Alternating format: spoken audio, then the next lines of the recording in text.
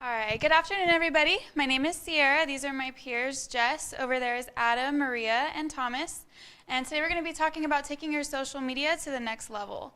So you either have social media accounts but are thinking, now what? So you've completed step one. Or you've been a user but still just aren't sure if you're doing this whole social thing right. Hi everyone, I'm Jessica, and the first thing we will talk about is the most common social media mistakes. So the first mistake is not having a social media strategy. So whether you're posting on your own or by yourself or with a team, you always want to make sure you have some kind of plan as to what you will post and when. The next mistake is having a quantity over quality mentality. So instead of thinking in terms of how many posts you want to post per day or per week, you want to think in terms of quality. What's most important to your audience? What will your audience gain from this? And it also keeps you from over-posting, which is kind of annoying to your followers. The next mistake is stealing, not sharing. So a good rule of thumb is anytime you take content from someone else and you want to share it, you always want to make sure that you tag them on social media or at least put their name in there so that way your followers know that you're not stealing content, you're actually promoting it. The next mistake is posting the same kinds of content. So this works in two different ways.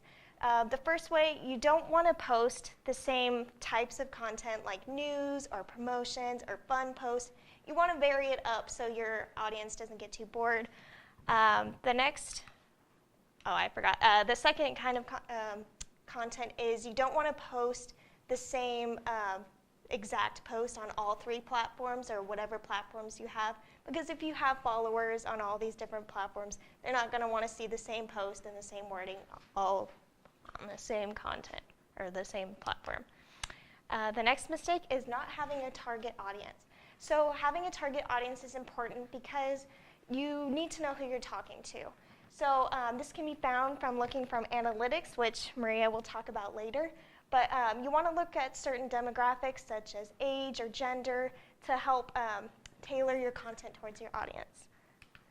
The next mistake is buying followers. Now this can be really tempting, but you want to focus on the real followers that you have instead of buying followers, because a lot of times these are fake accounts. They're not interested in what you have to say, whereas your real followers actually care and will engage with your post.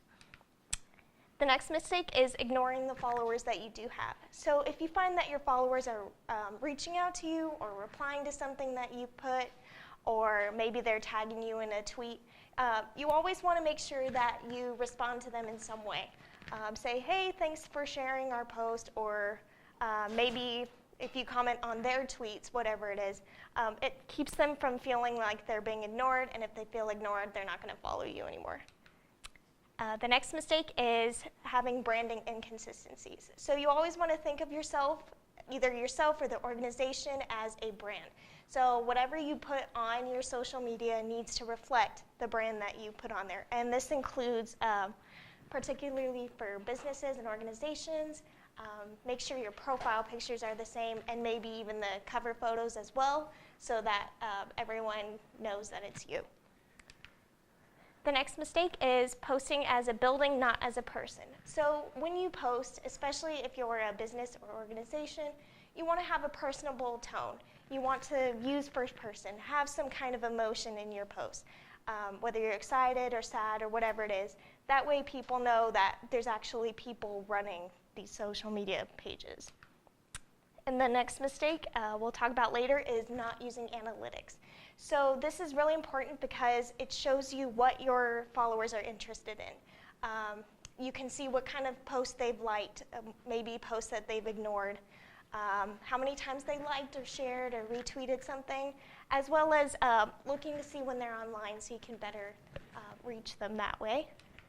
And the last mistake is not considering social media ads. So as you all know, maybe people are on social media maybe more than they are watching TV. So a lot of the ads that they see may come from these social media, and a lot of businesses and organizations are jumping on this to target their ads towards certain demographics, which can be found from using analytics. So these were some of the most common social media mistakes, and now I will turn it back to Sierra with a content checklist.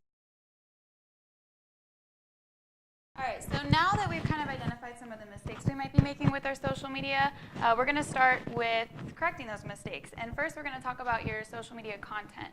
So first, I'm going to start off with a question. You want to imagine that you are scrolling through your newsfeed on your favorite social media, whichever one that might be.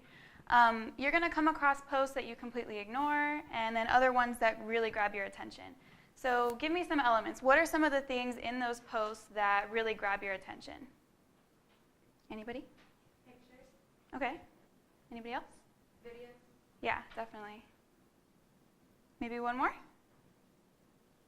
hashtags. There you go. That's a good start. All right, so we're going to talk about a successful content checklist. The first one that I have is value. And value is something that is useful or entertaining to your audience. So the way to find out whether it's going to be useful or entertaining is if it's useful or entertaining to yourself. Your followers should have some of the same values and interests that you do. So if you find it useful, entertaining, there's a good chance that they will too. And then if you want to post something that doesn't fall under either one of these categories, it probably shouldn't be on your social media page. The second one, like many of you guys said, is visuals. So these are related photos, videos, or graphics.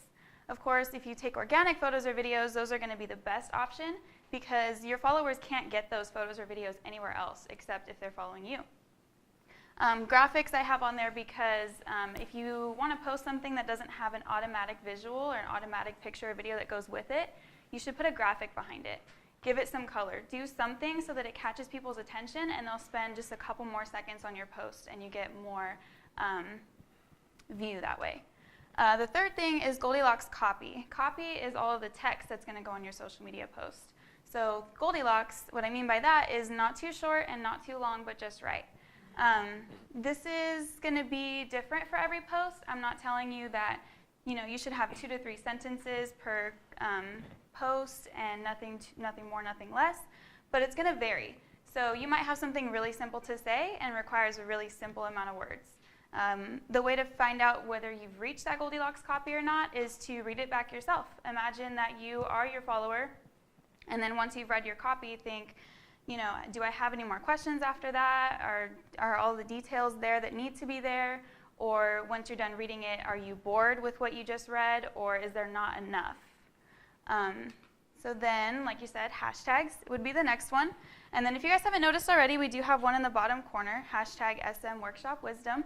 Feel free to use it anytime. I'm not going to be offended if you pull your phone out. But you want to always have hashtags, a couple of them, because they keep the conversation going, and it's an easy way for your followers to search for a conversation. You should definitely have 1 or 2, maybe 3 that are brand specific so that people can relate that to your brand, and it gets them to use it more often. And they're fun to use. It encourages people to see what you have to say. And then lastly, you want to have a call to action in every post, which is basically telling your audience to do something. This is not going to be something that's super explicit every time.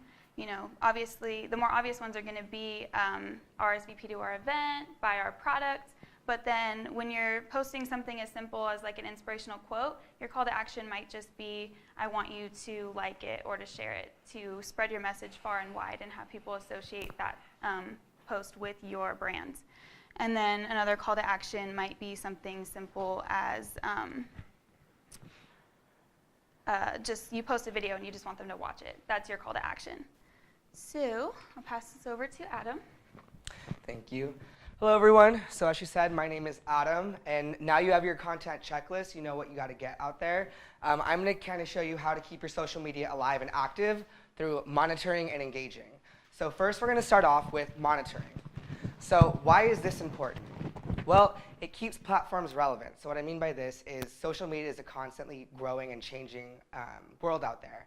So it helps you keep more up to date on what is happening in the world. Shows where your platform stands. So you can go out there and see where other people's social media platforms are and where yours stand. So if you have a certain product you're selling, maybe someone has a similar product, you can see how theirs is going, what they're doing, what can maybe boost your brand.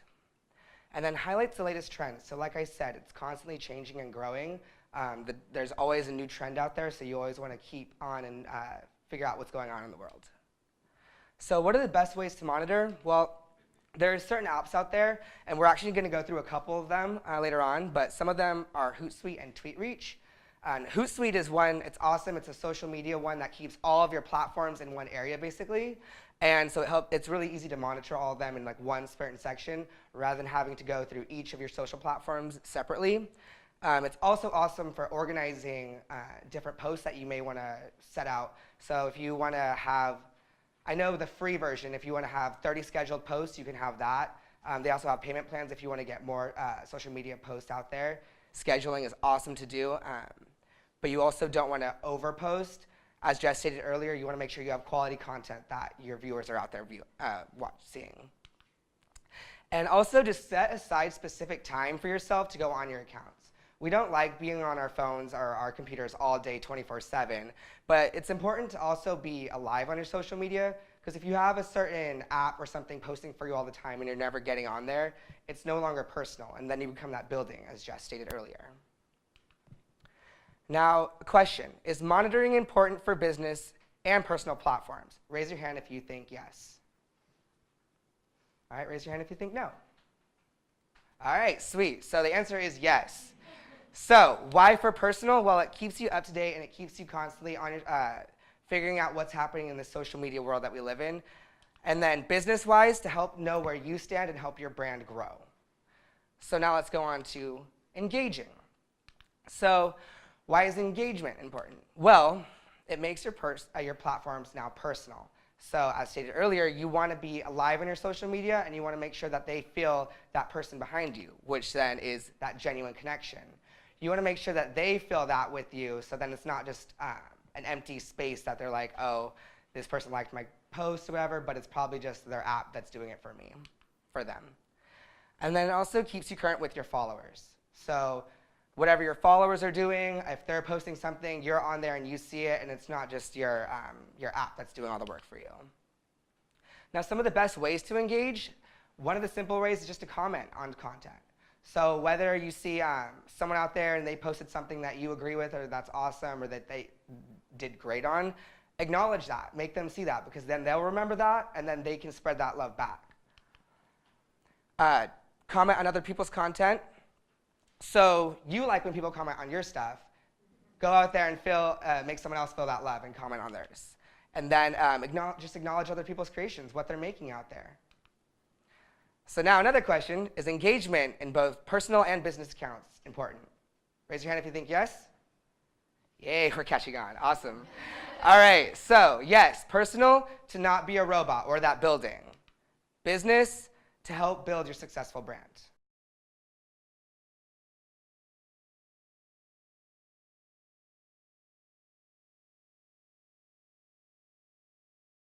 My name is Maria, and like Adam said, I'm going to talk about analytics. So what's the purpose of analytics? The purpose is really to create better content, and it's also to help you understand and connect with your audience. And I think these two kind of really go hand in hand. You can't really create good content without knowing who your audience is. You want to gear it towards them. So how can analytics help you? They provide an overview of key metrics. This includes like impressions, engagement rates. It also includes things like I'm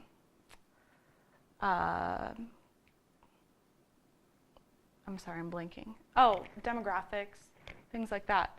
And it helps you measure your growth on your social platforms and track trends through like hashtags and other things like that.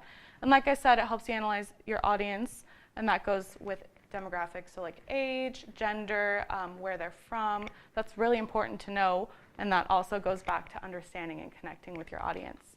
So setting goals for your social media, there are a few ways you can, there are a few goals you can set for yourself. You can track your follower growth, which is important. You know, that's a bigger audience. The bigger the audience, the better. And reach more people and get more impressions. That also goes into building a wider audience. And that goes back to greater engagement too. You know, the more people you reach, the more engagement you're getting, the more people see your content, and that goes into why are your goals important. So increasing brand awareness and loyalty. You want people to know your brand. You want them to see the logo and recognize it, you know, just like Nike or Apple or all of those very popular brands that we all use. You want to expand your audience on social media. You also want to expand your customer growth. That's really the most important thing if you're a business. You want to sell products. So things to consider when asking why on analytics, that's something you can really refer back to your content checklist. That kind of lists all the things that break down what makes a post great and what helps it be seen more by your followers. So the semantics of analytics. Measuring your metrics. So there's two types. There's post-level metrics, which includes things like impressions, clicks to links, and your posts themselves. It also includes interactions, so engagement, like Adam was talking about, which includes things like comments, likes, retweets, etc. And then there's page-level metrics, so that is like your overall page's engagement rate, your reach, and visitor demographics, also page views, and then where can you find your analytics? So there's internal analytics you can look at on Twitter, Facebook, and Instagram. And the Facebook and Instagram only offer those to business profiles. So that usually works because if you're representing an organization, you already have a business profile for those. Twitter, anyone can really look at their analytics. So if you're a personal brand, that's nice for you, but if you want to look at your Facebook and Twitter and Instagram analytics, you'll probably have to use a third party, which is what I'm going to talk about now. So there's several you can use. Some of the few I listed are Hootsuite, Sprout Social, Buffer, and CoSchedule. These are all also managing platforms, which is something Thomas is going to talk about next, but you can use them for analytics as well. So Hootsuite and Buffer also offer free plans, but there's limited use. And Sprout and CoSchedule, they offer analytics, but you pay a monthly or yearly fee, and there's different plans you can look at for all four of these, and it just depends on what's going to work best for you and your brand. So now I'm going to pass it on to Tom. Oops, yep, I said that. Now I'm going to pass it on to Thomas.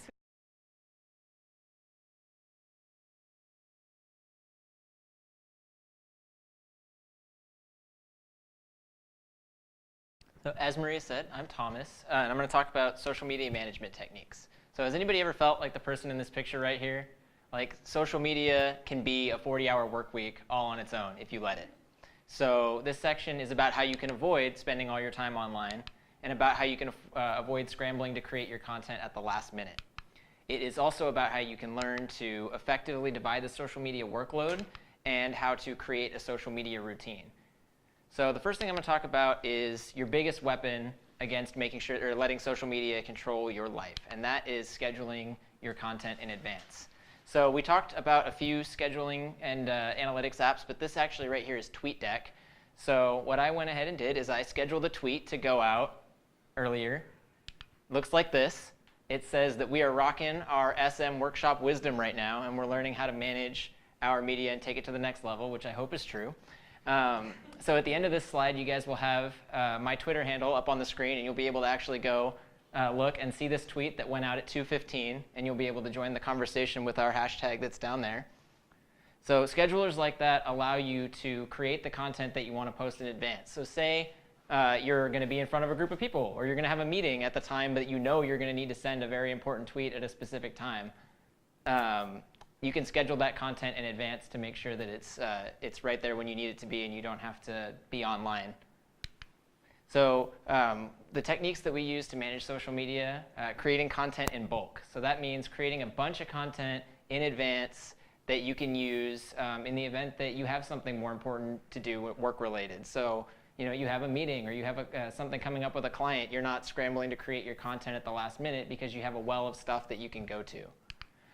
We utilize evergreen content for that. So evergreen content is content that can be used at any time. It's not time specific. It's not tied to a specific event or date. So when you create content like that in advance, it gives you a well of things to pull from if you need to, if you have something else coming up. I know one thing, it's about blogs that Professor Hayes has told us is if you, before you even start blogging, you want to have 6 months worth of content canned and ready to go.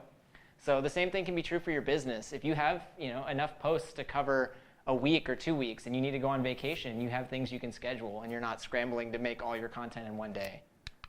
So scheduling content, like I said, you can use Hootsuite or TweetDeck for Twitter, and Facebook has built-in scheduling.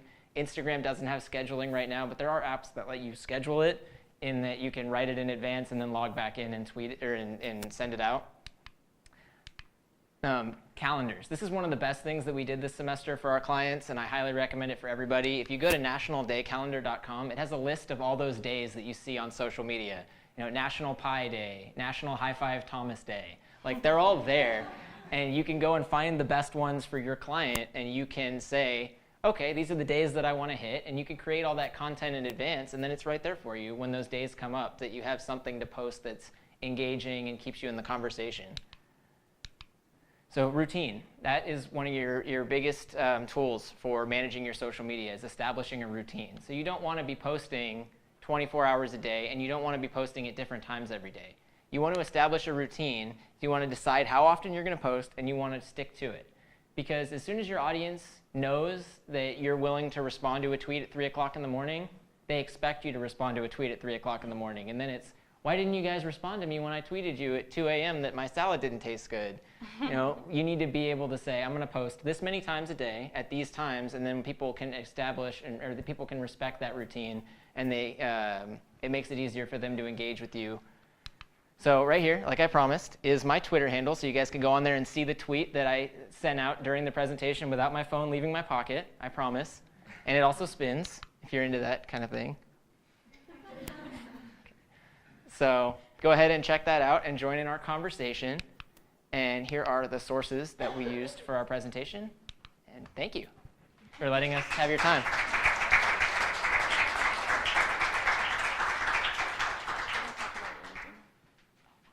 Do you have any questions for us?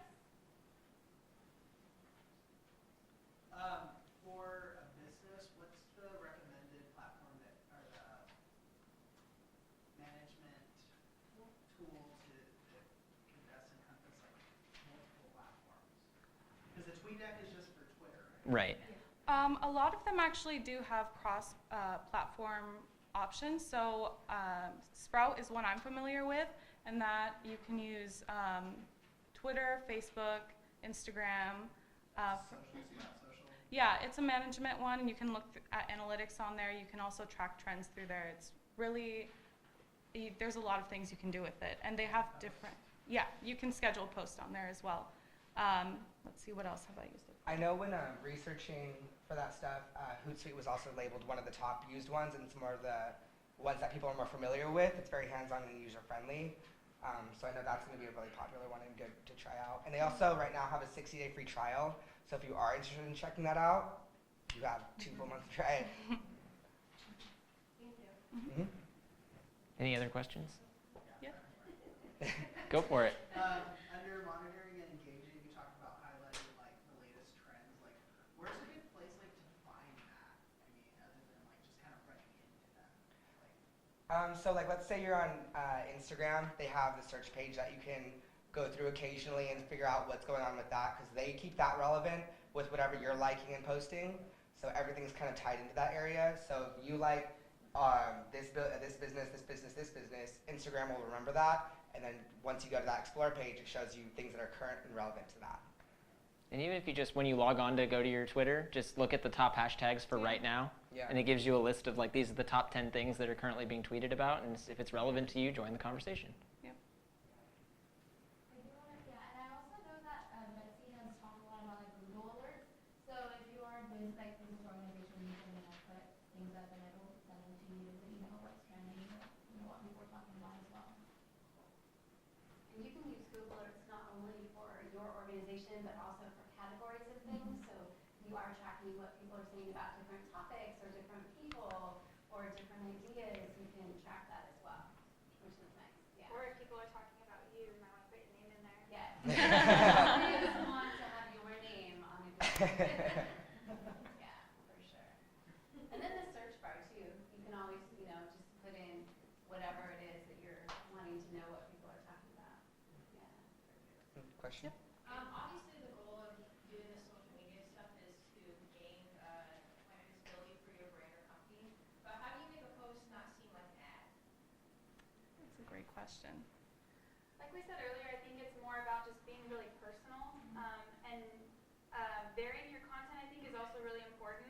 So if you're a business, you're not going to want to say like, oh, this is on sale, we have this product available, me, all the time. You need to vary that with like things that add value to you. So maybe you just see a link that's really cool that you think your followers are going to like, just share it and don't expect them to purchase anything from you or something monetary like that.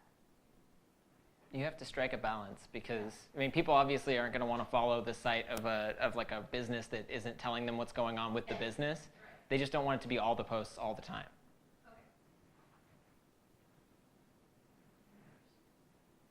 Okay. Sure. Okay. So myself and Sam manage our social media, and like we had a conversation the other day about like what's like the next social media platform. Since you guys are young college students, do you guys have any like are there any up and coming social media platforms that right now you see trending? Yeah. I just know the top two right now would be Instagram and Twitter mostly, because Twitter is a lot more common and happening. You can tweet more times in a day than you can post an Instagram picture. So like, I mean, your Instagram you'll probably post 2, maybe 3 times a day, but you're pushing it there. Twitter, you can just tweet up to like 10 times a day, 15, and it's fast. It's more fast paced. So I think those are probably the top 2. I also, sorry. So is Twitter growing? Because from what we've heard, and we were just talking about this too, how Twitter's, from what we've seen, is kind of on a decline with like popularity. Would you guys differ about that, or you guys see it still going on the rise, or has there been talk of it declining versus Facebook and Instagram? Because Facebook is more of the text, and you're reading the story, and it's the detail. Right. And Instagram is more the visual, the picture and the simple caption. So I feel like they kind of have the top 2 spotlights, and Twitter's kind of on the end of it, but that's just what I've seen, so I don't know. I feel like news breaks on Twitter. So like anything that I follow, like if there's news about it, it always breaks first on Twitter because of how fast it is. And I don't think that part of it's going away, but it might be on a decline as far as like people being actively on there talking, but like reading the headlines and getting their information that way is not going anywhere. I also I know that Snapchat is something that we all use, and it's very popular amongst people our age.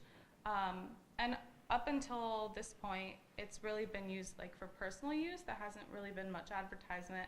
I know that's starting to be a thing now, so I'm sure that's going to grow more to benefit businesses in the future, and so it's probably going to be something you can use in terms of social advertising. But I think that's just going to be something you have to look out for, because I don't know if that's accessible to everyone. Professor? No up and coming platforms. None that I've heard of. I mean, Nothing brand new. yeah. Yeah. Nothing like brand new. Okay.